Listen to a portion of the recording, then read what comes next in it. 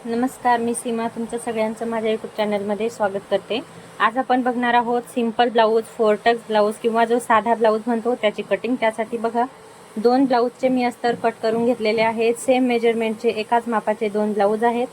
तर चला time waste न करता आपण मापे टाकायला सुरुवात करूया। आता माप अंगावर घेतलेलं असो किंवा ब्लाऊजवर घेतलेलं असो, अगोदर आपल्याला जे सगळे माप आहेत ते मोजून घ्यायचे आहेत की कंबर किती आहे, चेस्ट फिटिंग किती आहे, ब्लाऊजची रेडी हाईट किती आहे आणि त्याच्यानंतर मापे टाकायला सुरुवात करायची। सगळ्यात पहिले कंबर 30 इंचाची फिटिंग आहे, तर 30चा चौथा भाग 7.5 इंचावरती एक मार्क करून घेऊ।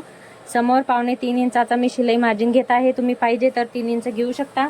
ब्लाऊजची रेडी हाईट 14.5 आहे, त्याच्यामध्ये 1 इंच प्लस करून मी 15.5 घेत आहे। ब्लाऊजची जी पण रेडी उंची असेल त्याच्यामध्ये 1 इंच प्लस करायचा आणि त्याची तुम्ही हाईट घ्यायची आहे। रेग्युलर ब्लाऊज आहे म्हणून 5.5चा या ठिकाणी मी 5.5चा शोल्डर घेतलेला आहे। आता शोल्डरला इथे एक सरळ लाईन मारून घेऊ, जेणेकरून आपल्याला पुढचे मापे टाकायला सोपी होऊन जाईल। 5.5 इंचाचा शोल्डर घेतलेला आहे। आता इथे आर्महोल आपल्याला 6 इंचावरती घ्यायचा आहे। 6 इंचावरती आर्महोलला मार्क करून घेऊया या पद्धतीने। आता ही लाईन सरळ आपल्याला एक ड्रॉ करून घ्यायची आणि याच्यावरती आपल्याला चेस्ट फिटिंगचे मेजरमेंट टाकायचे आहे। आता चेस्ट आपली 34 साइज आहे, तर त्याचा चौथा भाग 8.5 इंचावरती एक मार्क करायचा आणि त्याच्यानंतर मी 2.25 इंचाचा शिलाई मार्जिन घेत आहे। तुम्ही नवीन असाल तर 2 इंचापर्यंत घेऊ शकता किंवा 1.5 इंचापर्यंत घेऊ शकता तुमच्या पद्धतीने, पण सहसा जर नवीन असाल तर 2 इंचापर्यंत शिलाई मार्जिन घ्यायचा किंवा कमीत कमी 1.5 इंचा किंवा त्यापेक्षा जास्त तुम्ही घेऊ शकता। आता इथे बघा, मी थोडंसं इथे जो आर्महोलचा भागाचा साईड आहे ती थोडीशी मी डाऊन करून घेतलेली आहे आणि इथे आपण व्यवस्थित 1.5 इंचावरती आर्महोलला मार्क करून घेऊया व्यवस्थित शेपमध्ये।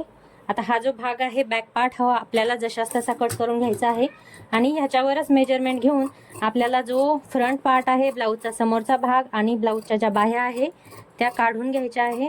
आता हे दोन पार्ट आहेत त्यामुळे थोडेसे व्यवस्थित मी कट करत आहे, जेणेकरून भाग जो आहे मागचा पुढचा व्यवस्थित यावा, कोणताही कमी जास्त होऊ नये म्हणून।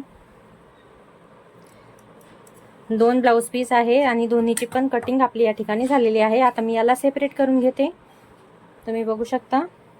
दोन्ही बॅक पार्ट जे आहे ते मी थोडेसे साईडला उचलून ठेवते आणि हा जो या साईडचा उरलेला फॅब्रिक आहे याच्यावरती आपल्याला स्लीवची कटिंग करून घ्यायची आहे। तर त्याला एकदा असं फोल्ड करायचं या पद्धतीने। आता बघू शकता इथे अस्तर मागे पुढे आहे, तर आपल्याला हा जो अस्तर मागे पुढे आहे तो सरळ करून घ्यायचा आहे। स्केलच्या सहाय्याने इथे एक सरळ रेषा आखून घेऊ, जेणेकरून स्लीव जॉईन करताना मागे पुढे आपल्या बाह्या होणार नाही। 4.25 इंचाची बाही आहे, तर त्याच्यामध्ये आपल्याला 1 इंच प्लस करून 4.25 इंचावरती बाहीसाठी एक मार्जिन या ठिकाणी द्यायचं आहे। बघा, स्लीव्जमध्ये आपण 1 इंच वाढून घेतलेला आहे। 4.25ची बाही आहे, तर 5.25 या ठिकाणी घेतलेला आहे। आता बघा, चेस्टची जी फिटिंग असते त्याच्यात आपल्याला 1 इंच मायनस करायचं आहे। आता चेस्टची फिटिंग 8.5 आहे, तर आपल्याला या ठिकाणी 7.5 वरती इथे एक मार्जिन करून घ्यायचं आहे, सॉरी मार्क करून घ्यायचं आहे। आता इथे पण बघा 4.25ची स्लीव्ज आहेत, 5.25 वरती इथे पण एक मार्क करून घ्यायचा आणि इथे आपण एक बॉक्स बनवून घेऊया या पद्धतीने।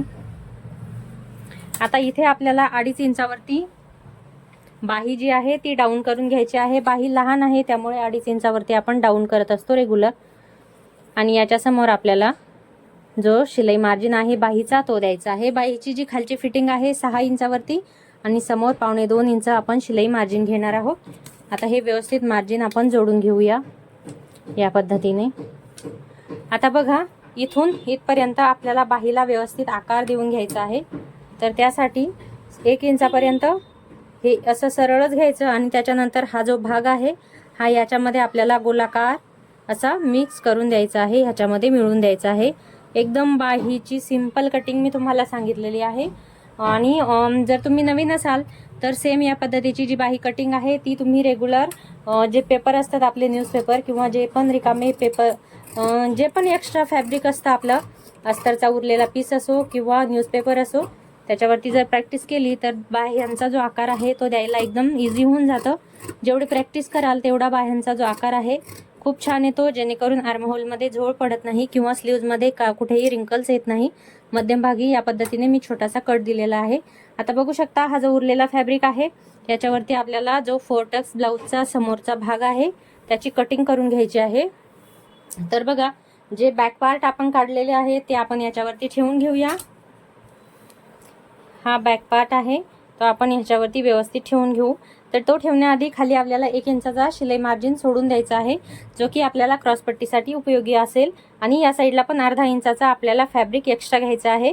हुक आणि आय बटन पट्टीसाठी आपल्याला हा लागतो. तर बघा या पद्धतीने आता हा जो पूर्ण भाग आहे बॅक पार्टचा तो आपल्याला जसाच तिथं म्हणजे जसा आहे तसा या ठिकाणी आखून घ्यायचा आहे, चारही साईडने स्केलच्या सहाय्याने किंवा या पद्धतीने. आता ह्याच्यामध्ये आपल्याला जिथे मार्जिन थोडंसं वाढवायचं आहे आपण फक्त तिथेच वाढवणार आहोत. बाकीचा हा जो पार्ट आहे तो जशाच तसा आपल्याला इथे ड्रॉ करून घ्यायचा आहे. या पद्धतीने पार्ट ड्रॉ केल्याच्या नंतर आपण हा सेपरेट करून घेऊ. हे बघा आता हा बॅक पार्ट जो आहे तो पूर्णपणे याच्यावरती आपण आखून घेतला. आता हा आपण थोडासा सेपरेट करूया. आता हे 2 पार्ट आहे त्याच्यामुळे मागे पुढे होऊ नये म्हणून या ठिकाणी एक छोटीशी पिन आपण या पद्धतीने अटॅच करणार आहोत. आता खालच्या साईडला पण आपण 1 इंच शिलाई मार्जिन एक्स्ट्रा घेतलेला आहे, हे आपल्याला क्रॉस पट्टीसाठी लागतो. आता या साईडने बघा, या साईडने आपल्याला अर्धा इंच वाढवायचं आहे आणि या साईडने आपल्याला 1 इंच वाढवून घ्यायचं आहे आणि ही सरळ रेषा या ठिकाणी जोडून घ्यायची. चला आता सगळ्यात पहिले आपण क्रॉसपट्टीसाठी निशाण देऊन घेऊ. तर क्रॉसपट्टी 3 इंचाची रेडी पाहिजे. तर या निशाणावरून आपल्याला 3 इंचा खालचा जो मार्जिन आहे तो मी मेजरमेंटमध्ये घेतलेला नाही. बघा इथून वरती माप टाकत आहोत 3 इंचावरती आणि या साईडला अर्धा इंचावरती सरळ रेषा आखून घ्यायची या पद्धतीने. तर या साईडचा जो टक्स असतो तो आपण 4 इंचावरती देणार आहोत. आता हा उभा टक्स आपण 2.25 इंचावरती देणार आहोत.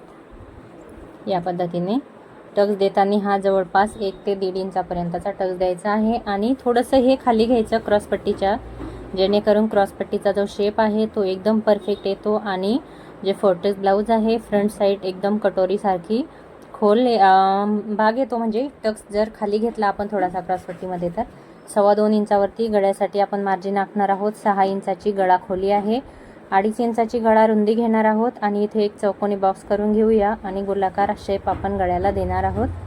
तुम्ही अजून चॅनलला सबस्क्राईब केलं नसेल तर नक्की करा, व्हिडिओला लाईक करा, शेअर करा. आर्महोलचा गोलाईमध्ये इथे आपल्याला अर्धा इंचावरती शेप व्यवस्थित देऊन घ्यायचा आहे, ज्यामुळे आर्महोलला चुन्नटे येणार नाही, कुठलाही प्लेट्स आणि रिंकल्स येणार नाही. आता 1.5 इंचावरती 3ही साईडचे टक्स आपल्याला देऊन घ्यायचे आहे. रँडमली पण तुम्ही इथे टक्स दिले तरी काही हरकत नाही. या पद्धतीने ज्या पद्धतीने बघा मी लाईन या ठिकाणी ड्रॉ करत आहे त्या पद्धतीने टक्स 3ही साईडला अर्धा इंचावरती द्यायचे आहे. या पद्धतीने फोर्टेज ब्लाऊजची जी कटिंग आहे ती परफेक्ट रेडी या ठिकाणी आहे. सेम या पद्धतीने कटिंग करा, ब्लाऊजला कुठलाही काहीही प्रॉब्लेम येणार नाही. कोणत्याही मापाचा ब्लाऊज असेल तर सेम या पद्धतीने कटिंग करा. व्हिडिओ कसा वाटला मला कमेंट बॉक्समध्ये नक्की सांगा. या अगोदर पण मी भरपूर कटिंगचे तर खूप व्हिडिओ अपलोड केलेले आहे, कारण की स्टिचिंग जवळपास सेम असते. त्यामुळे तुम्ही कशा पद्धतीने कटिंग करता आणि तुम्हाला माझी पद्धत कशी वाटली एकदम सोप्या पद्धतीने मी सांगण्याचा प्रयत्न केला आहे. व्हिडिओ कसा वाटला मला कमेंट बॉक्समध्ये नक्की सांगा. नेक्स्ट व्हिडिओ कशा बाबतीत कशा रिलेटेड पाहिजे ते पण मला नक्की कमेंट करा. चला भेटूया मग नेक्स्ट व्हिडिओमध्ये. पूर्ण ब्लाऊजची कटिंग या ठिकाणी झाली आहे. व्हिडिओला नक्की लाईक करा आणि या अगोदर अपलोड केलेले व्हिडिओ पण तुम्ही बघू शकता. खूप सुंदर प्रिन्स कट आणि फोर्टेक्स ब्लाऊजच्या कटिंग अपलोड